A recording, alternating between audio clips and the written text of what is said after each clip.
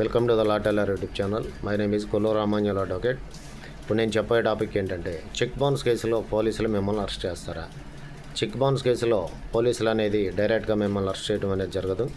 Check bounce case మీ మీద file చేసినప్పుడు మీరు ముద్దాయిగా మీరు కోర్టుకు హాజరవునప్పుడు మీకు non bailable warrant, arrest warrant అనేది వస్తుంది.